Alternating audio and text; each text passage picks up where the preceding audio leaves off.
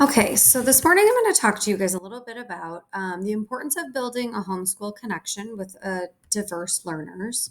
So, to start, we're going to go over just some overall demographics of the village of Plainfield. So, we have a population of 48,881, around almost 50% are female. We have nearly 30% are under the age of 18, so they'd be eligible for school. Um, and there's the breakdown of the different races that we have in our village.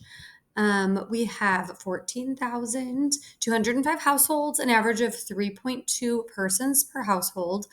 18% of our households speak a language other than English. And we have a little over 4% of people in our town living in poverty. So I did break some of these demographics down by schools. So our overall, for all of our schools, the highest non-white population would be Hispanic, followed by Black. And in terms of low income, we have 35% of students that are low income, which is quite a bit less than the state average of 49%.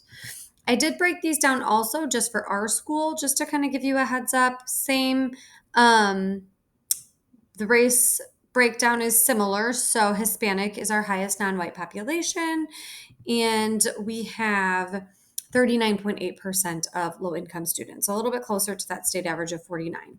So some ways that demographics affect early development. I did a little research. I included the link here to an article. I thought it was really interesting. It talked a lot about teacher background, what kind of biases we have, how self reflection is so important, and our willingness as educators to learn new cultures.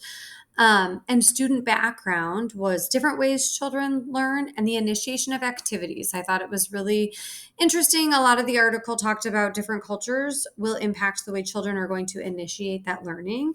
And since early childhood is mostly through play, that will really impact them at this age. Some will wait for adult direction. Some are going to go through observation alone. And a lot of that is impacted by their culture at home. So it's very important to understand that part of it. Some strategies that I came up with for incorporating experience, culture, and community resources into our instruction is having cultural artifacts in the classroom, including art, books, foods, items from home, and dramatic play materials.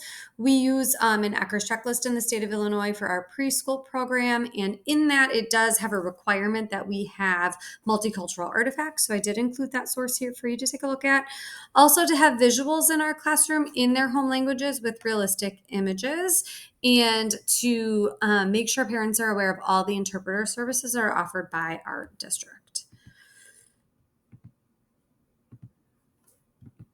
Some examples of family and school-wide events. We could do make and takes where the families come to school while their child attends class to create educational activities using materials provided by the district. If they couldn't attend, those materials could be sent home with directions in their home language. We could also do an end of the year event, like a big culminating event that provides fun activities and experiences for the whole family, which I think would be really fun. Some ways to build strong, positive, respectful relationships with families of diverse learners could be learning and sharing information on community resources such as Bags of Hope, Parent University. I've included some links there. We could give that information out to families at the beginning of the year. We could also incorporate language and culture into our classroom environment by having parent volunteers, having parent activities, bringing in those artifacts from home, and making sure parents are using those interpreter services for both written and verbal communications.